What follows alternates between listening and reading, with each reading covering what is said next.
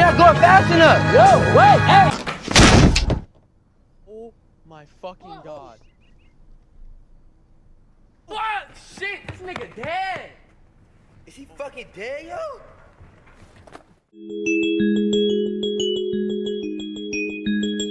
Hello and welcome. My name is the Lazy Reviewer, and today we're gonna talk about mid-90s.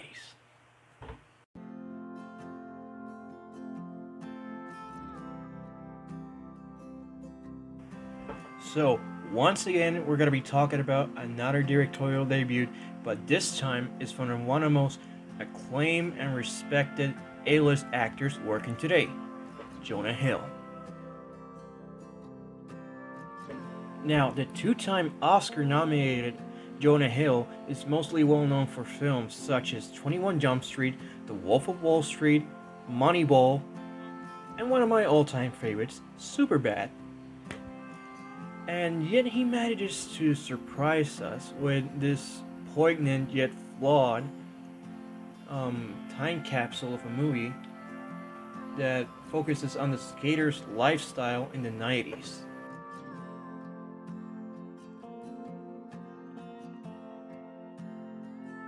So the film's simple plot tells the story of Stevie, played in a nuanced and natural performance from child actor Sonny Soljic, a 13-year-old boy who comes from troubled family life, in no small part to his abusive older brother, played convincingly by Lucas Hedges, and a worrisome single mother with a troubled past, played by Alien Covenant's Katherine Waterston. One day he discovers a group of skaters hanging around, and he's instantly blown away by their camaraderie. He gets a skateboard in order to join the group he so desperately wants to join, and he befriends them, and the rest of the film chronicles his friendship with the group and their misadventures, which includes getting high, consuming alcohol, having troubles with the law, and some risky adventures with girls too. All of this during the skater lifestyle of Los Angeles during the 90s. Let's talk about the acting of this film. It's brilliant and naturally performed, especially coming from the group of skaters that Stevie befriends. Now, the lead role of the story is played by Sonny Soljic, who plays Stevie, who manages to play the character in a nuanced and very naturalistic way that manages to instantly gain our sympathy and relate to him in a lot of ways. I mean, some of the film's greatest moments are between interactions between Stevie and the group of skaters. There are a couple examples of them are when Stevie and Ruben, who is the second youngest member of the gang, lends Stevie a new skateboard, and Stevie says things like a normal person would, and Ruben tells him not to thank him for it, because saying thanks is something queer people would do. And Stevie tries to find a way to not say thanks, but because he feels so grateful for being lended the skateboard, he tries to find a way to come up with a way to express his gratitude, but he can, and it's so painfully relatable, because who hasn't been there when you say something, your friends start to mock you about it, then you try to come up with something else so you can avoid being criticized or being mocked. Another example of this is when Stevie and the gang are riding across town, and Stevie excitedly says that this is the first time he's ever been in a car without the aid of his parents in it. And once again, Ruben tells poor Stevie that he'll keep those thoughts to himself, and so Stevie once again apologizes and tries to look in a way that's more cool and less dorky, as he would think. And Katherine Waterston, she doesn't have a lot of screen time in the film, but with what she has, she manages to portray a caring and sometimes overbearing mother who we can tell from some of the film's dialogue and from some body language that she had a troubled past, and she manages to give the film not the entirety of its heart, but some of it. And let's talk about Lucas Hedges, who plays the abusive older brother of Stevie, who constantly beats him up whenever he has the chance. He plays a more complex role than the rest of the cast. He plays this guy who's extremely angry all the time. He's jealous of his little brother because his little brother gets more attention from his mother than he does. And there's one scene where Stevie and him are playing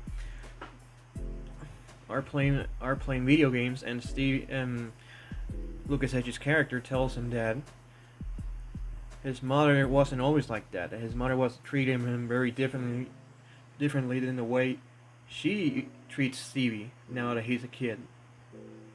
And you can see from there that you can tell that sibling rivalry is building up, that there's some intense jealousy towards him because his mother wasn't there for him when he was little, and now she's there for Stevie, being way too protective over him. And I think Lucas Hedges conveyed that very well, also portraying the vulnerability of it. He's playing to play this tough kid, and deep down he's an insecure and scared guy who doesn't know what he wants.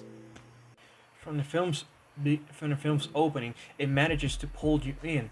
I mean, just look at the kick-ass A24 logo at the film's opening.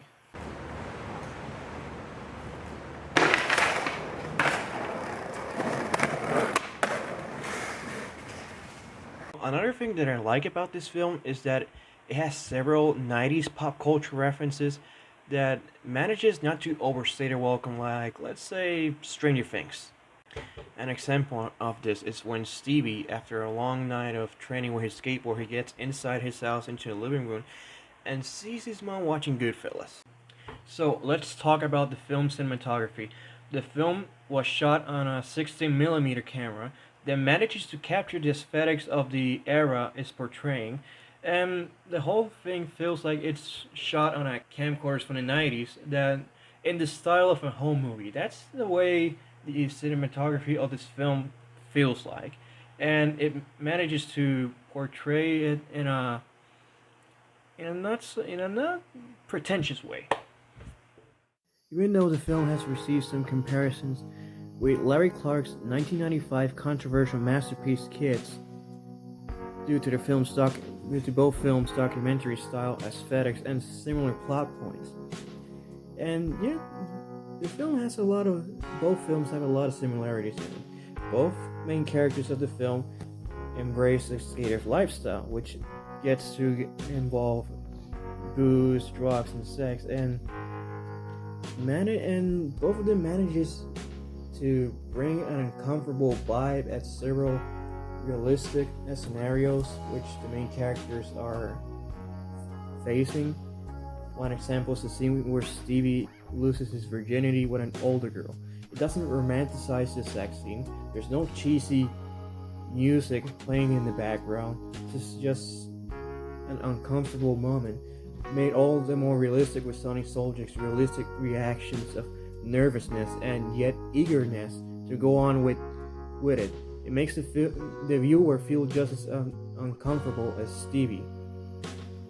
And Kids also focuses on the moral decay of youth into the 90s, while mid-90s captures the friendship and how comforting and exciting they are, especially in adolescence, even though the fact that most of the kids come from troubled backgrounds. And both have cameos from Harmony Korine in it, too, to make things even more similar. So now that we got everything out of the way, let's talk about the film's negatives. Obviously, by just saying negatives, you know the film has some flaws because, well, let's be honest, no film can overpass a flaw. Every film is flawed in its way, and this film is no special. The film has some flaws with the pacing, especially not in the first two acts, but towards the third act, because there's some character choices that happen that comes out of nowhere. The relationship between Stevie and the brother could have been more well developed towards the towards the ending there seems like some resolution between their relationship, and I think it felt forced and rushed. And I think a few scenes of development between them would have helped contributed after the climatic fight between them. I think that the characters in the story, especially the one who calls himself fuck shit because he every time he makes a trick on the skateboard he yells fuck shit. I think he's the one who didn't got what he deserved, I guess, because if it wasn't because it was his reckless actions that led to Stevie end up in the hospital again, and he didn't receive no consequences for it. And I felt, and only he felt bad because of what happened to Stevie, but that's it. I wanted him to feel some consequences of it too, you know, be injured or something. Maybe that's just me. Also, I think the conflict between Ray, who's the leader of the skaters,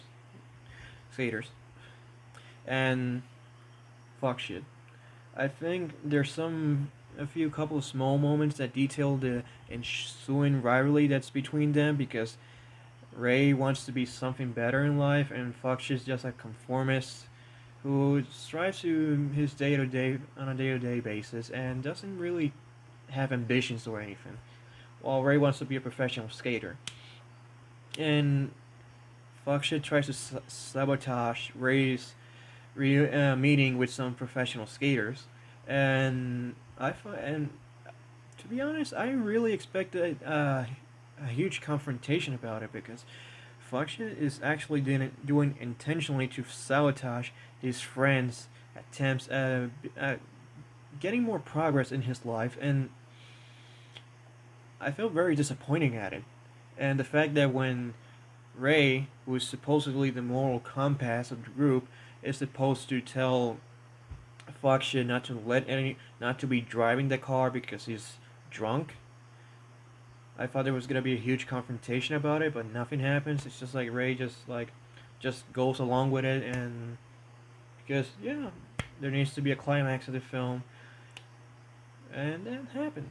But the film's problematic pacing of the third act doesn't stop the film, doesn't affect much of the film. I guess 10 to 20 minutes top would have helped develop the characters more, especially the older brother's relationship, and of course with his mother too.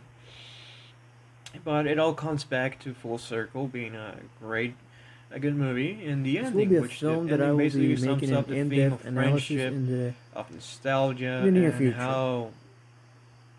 This how this group of friends are actually there for each other no matter what. And one of the characters whose name is fourth grader is constantly filming throughout the whole film, and leads to that point. It was kind of predictable knowing that, seeing that throughout the film he's always filming, so you know that at one point in the film his filming is going to lead to an important plot point, so it leads to the ending, and basically it leads to a satisfying conclusion. Nothing's solved, but they still have each other's backs, they're still friends. I still think the pacing of the film could have been done, could have given 10 to 20 minutes better to help it progress better. So, if you like this video, please hit the like button and subscribe to my channel. My name is Lazy Reviewer, and thanks for watching.